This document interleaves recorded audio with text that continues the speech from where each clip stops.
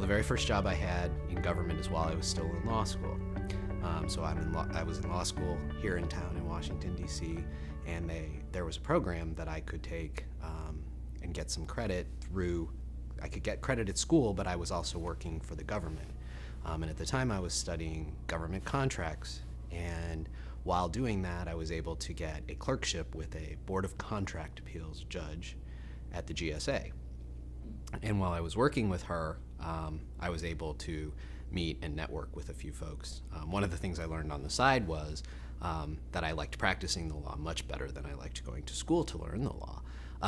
But while I was doing that, I networked, met some folks in the Inspector General's office, met some folks in other parts of GSA, and was able to parlay that into my next rotation, which was a position in the GSA Office of Inspector General's office, working in their legal counsel's office.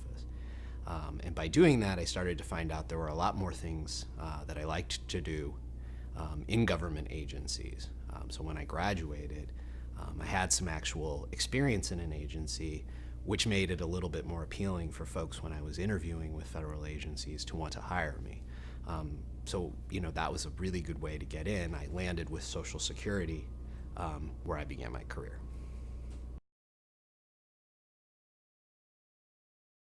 One of the things I learned very quickly in working just in those first two initial positions and then in my first position at Social Security was there's a tremendous interest in government in doing a lot of good things to help people. And it doesn't matter what the agency is. Different agencies do different things. But one of the things you learn right away in government is there's an overwhelming desire of the folks who are serving in government agencies to help people. So certainly in the environment I was in at Social Security, for example, there were so many people there. There's 60,000 employees at that agency, and I never met a single one who was not seriously and honestly interested in helping people deal with the problems that Social Security was charged to help with, whether it's retirement security or income security. You never met a person who wasn't focused on that goal in addition to their piece of the mission. And one of the things I liked about that was in government, you always meet people who are really, really focusing on trying to help people. So in my current position, for example, everybody is really focused on protecting the homeland, keeping America safe. And you will always find that type of environment in the government. So one of the things that I find very attractive about service and folks should really think about when they're thinking about those early jobs is, are you really interested in that particular kind of problem? Because that's the kind of place you want to work, and it's the kind of place where your interests will likely play.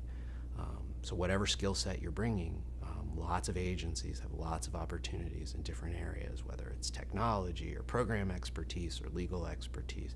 There are wonderful opportunities there for people who want to do those kinds of things. There was a pivotal moment kind of early in my career. So when I started, Social Security was a newly independent agency. For many, many years, they had been part of the Department of Health and Human Services. And in the mid-90s, Congress and President Clinton had decided that Social Security might focus and carry out its mission more efficiently if they were an independent agency, independent of any of the departments. And so there was an Independence Act that actually made Social Security a separate and independent entity. And because of that, the General Counsel historically had been in HHS, and there was a Social Security division that focused on Social Security issues. Now Social Security was independent and had to have its own General Counsel and had to do its own lawyering. So there was a bit of a staffing up going on while I was looking for my first job in the late 90s. And so I was able to get in on that wave, and my job was to do legal issues other. There were many, many other legal issues that had traditionally been handled within the department level legal offices. So for example, privacy, Freedom of Information Act, contracts, equal employment law. And so I had this incredibly diverse portfolio of issues to handle. What I saw happening in that period of time, and what I was tasked with figuring out, was that new internet thing We're trying to use it more. There could be some issues with that. Are we able to do all the things we want to do, use the data the way we want to use it? Very early conversations of the type you think about now. Is there a way to communicate with a person through the internet? Can they send us an email? Really early type discussions. But even then, you started to see that this wasn't going to be about paper files, but how would you translate some of that into this world and structure it in these laws that were written in the 60s and 70s? And you knew right away, this issue wasn't going anywhere. This issue I should find out more about, and I should really be on the front end of this and spend a lot of time here. And so over a very short period of time, that went from a portion of my work to being my work. And so I quickly I knew right away that was going to be something big, and that I should be the one in the hub of that discussion from my perspective. And over time, that's exactly what happened. There were more and more folks who sort of became a special little team, right, from all the different parts of the agency, who were all working on the same kinds of questions, whether how it was going to affect the work in Social Security offices, or how it was going to impact financing questions and budgetary looks, or IT development. All of these folks having the same conversation, and it was always the same little group of people. How are we going to move data around, right? And so you found over and over again, you began to be almost like this little work collective, where you became very, very essential to sort of the progress of where the agency was planning. So very early on, my first boss at Social Security, the executive level first boss. Historically, all my managers have been very, very supportive of,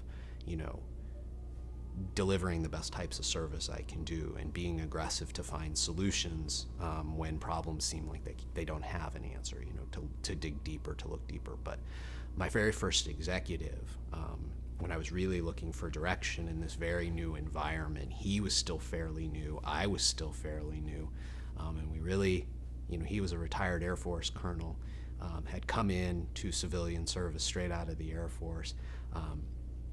Here I'm fresh off of law school, so I had never really worked in a legal job. His background was largely in a lot of labor and employment and financial management type legal issues coming out of the Air Force. And I come in and I start talking about data rules and Privacy Act and how are you going to apply the Privacy Act. And he said, I don't want you to ask me what the answer is. He's like, I want you to tell me what the answer is, and let's talk about it more. And don't assume that the person that you're speaking to wants to know the answer from you in a conversation like this. You should be suggesting the answer and trying to learn more about whether or not that's an approach you think that folks that are considering different things about you might really need to know.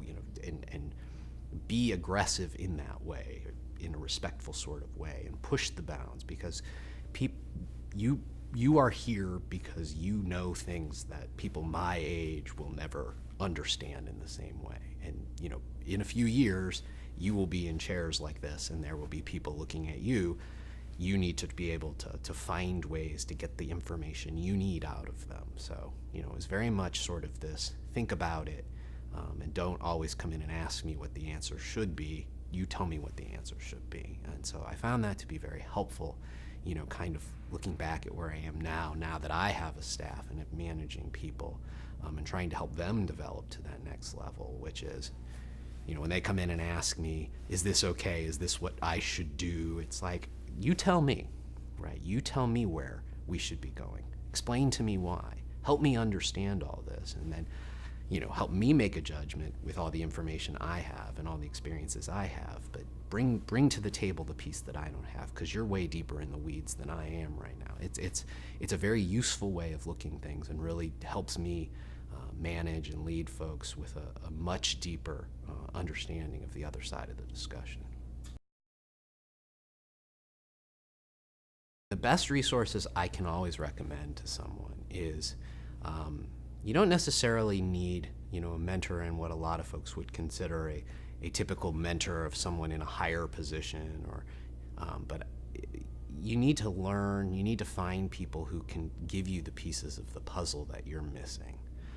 No matter what you're looking at, if you're trying to move ahead, something's not yet in place. Whether it's understanding technology or understanding financial management or some piece of the puzzle. And you need to find someone, not who can just explain it to you, but who can help it make sense to you, right? Who can teach you how the process works. And that will help round out your picture, because as you try to move ahead in government, it's a very bizarre puzzle, because it's not something you can study in school. This is a very real-world environment where the rules are very unique to the environment in which you sit.